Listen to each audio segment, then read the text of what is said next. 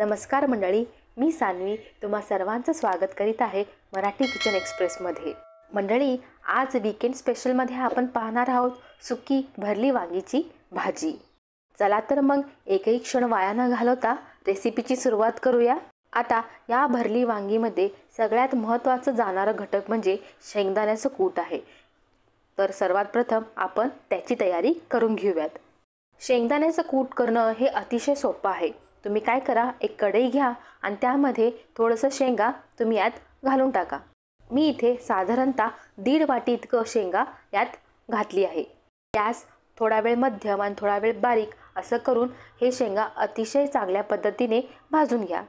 पूर्णपणे शेंगा भाजायला आपल्याला 5 ते 6 मिनिटे इथे लागतील। चमच्याच्या साहाय्याने तुम्ही शेंगा चांगल्या पद्धतीने परतून घ्या आणि भाजून घ्या। शेंगावर थोडे थोडे डाग पडायला लागले, ब्राउनिश किंवा थोडंसं काळपट असे डाग पडायला लागले की समजायचं की शेंगा चांगल्या पद्धतीने भाजून झाले आहेत। इथे आपण गॅस बंद करून टाकूयात। गॅस बंद केल्यानंतर 2 मिनिटांसाठी तुम्ही हे शेंगा असंच थंड होऊ द्या आणि त्यानंतर मिक्सरमधून फिरवून घ्या। शेंगदाण्याचं कूट हे जरासं जाडसरच असतं, त्यामुळे तुम्ही ह्याला जाडसरच ठेवा, जास्त बारीक करायला जाऊ नका। त्यानंतर मी इथे 4 वांगी घेतली आहे आणि त्याला स्वच्छ पाण्याने धुवून घेतलं आहे। आता आपण या वांगीला कट करून घेऊयात। आता कट करून घेत असताना तुम्ही पाहू शकता मागचं जे देठ आहे थोडंसं कट करून घेतलं आहे आणि वांगीमध्ये मी 2 काप, एक उभा आणि एक आडवा असा काप करून ठेवत आहे। आता एक महत्त्वाची टीप म्हणजे वांगी कापून झाल्यानंतर हे वांगी तुम्ही इमिडिएटली किंवा लवकरच पाण्यात टाका, कारण की तुम्ही जर असंच बाहेर ठेवलात तर हवेच्या कॉन्टॅक्टमध्ये येऊन हे वांगी काळपट पडू शकते, त्यामुळे इथे पाण्यात घालणे खूप गरजेचं आहे। सगळे वांगी कट केल्यानंतर आपण मसाले तयार करून ठेवूयात। गावरान जी वांगी असते ना त्यात जास्त मसाले जात नाहीत। तिखट, मीठ आणि हळद एवढंच मसाले गावरान वांगीमध्ये जातात।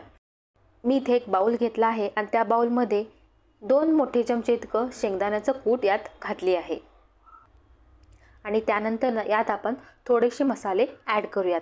त्यामध्ये मी इथं काळा तिखट 2 चमचा, जर तुम्ही तिखट जास्त खात असाल तर एखादा चमचा अजून वाढवू शकता। त्यानंतर मी यात थोडंसं हळद घातली आहे आणि त्यानंतर चवीनुसार मीठ मी यात ॲड करत आहे। चला, हे जे सुके मसाले आहेत ना ह्याला एकदा चमच्याच्या साहाय्याने चांगल्या पद्धतीनं मिक्स करून घेऊयात आणि त्यानंतर बाकीचे राहिलेले मसाले आपण यात ॲड करून घेऊयात।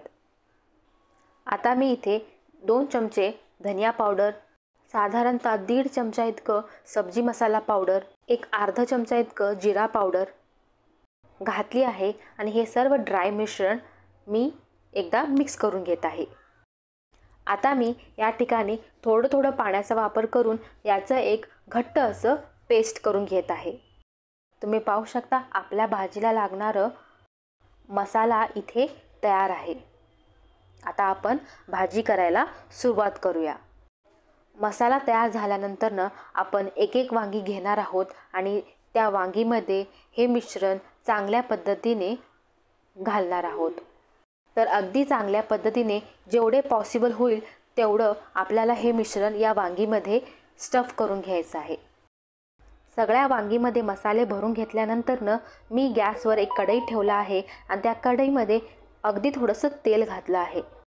आता इथे महत्त्वाची टीप म्हणजे सुरुवातीला तेलाचा वापर कमीच करा, कारण की शेंगदाणे घातल्यामुळं त्याचंही तेल सुटेल आणि त्यामुळे सुरुवातीलाच तुम्ही तेलाचा वापर थोडंसं कमीच करा।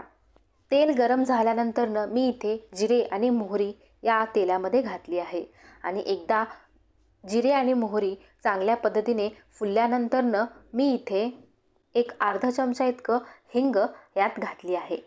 हिंगाचा वापर जेवणामध्ये का करावा हे माझ्या यूट्यूब फॅमिलीला माहिती आहे, तर सांगा बरं हिंगाचा वापर का करावा ते? अगदी बरोबर, हिंगाने पित्ताचा त्रास कमी होतो, त्यामुळे जेवणामध्ये याचा वापर नियमितपणे करत जावा। आता मी इथे एक 7 ते 8 लसणाच्या पाकळ्या बारीक कट करून घेतल्या आहेत आणि हे या तेलामध्ये ॲड करत आहे आणि त्याचप्रमाणे मी इथे थोडंसं कढीपत्तासुद्धा यात घातली आहे। लसूण, कढीपत्ता आणि आलं यामुळे भाजीला एक चांगलं फ्लेवर मिळतं, त्यामुळे याचा वापर भाजीमध्ये जरूर करा. कढीपत्ता घातल्यानंतर मी इथे आल्याचा वापर या फोडणीमध्ये केला आहे. आता इथे या स्टेजला आपल्याला या फोडणीमध्ये आपण जे भरून ठेवलेलं वांगीचा मसाला आहे ना, ते आपण यात ॲड करणार आहोत.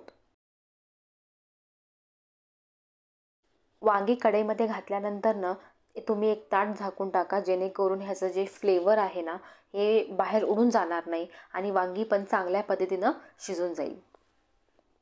आणि एकदा का वांगी थोडी शिजली की आपण पुढची स्टेप करणार आहोत. तर मी इथे एक 6 मिनिटासाठी मध्यम आचेवर वांगी ताट झाकून शिजवून घेतलं आहे.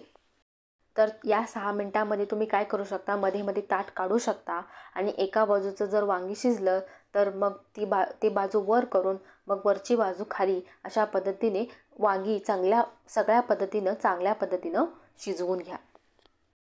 आणि जर मसाला खाली कढईला चिटकत असल्यास थोडंसं पाणी यावर तुम्ही शिंपडू शकता.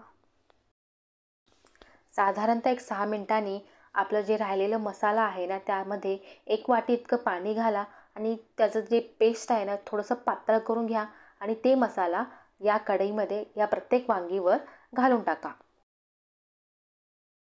मसाला घातल्यानंतर परत आपण ताट झाकून वांगी अजून एक 6 ते 7 मिनिटांसाठी शिजवून घेणार आहोत, गॅस मध्यम ठेवून.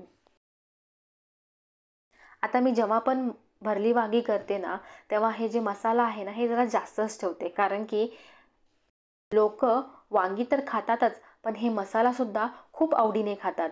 त्यामुळे हा मसाला जरा जास्तच करते मी.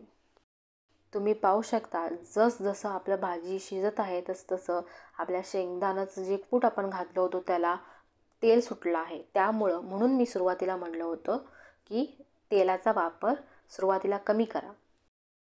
चला, साधारणतः एक 7 मिनिटानंतर आपली भाजी शिजली आहे. आता आपण छानपैकी हिरवीगार कोथिंबीर यावर घालूयात आणि त्यानंतर गॅस बंद करून टाका.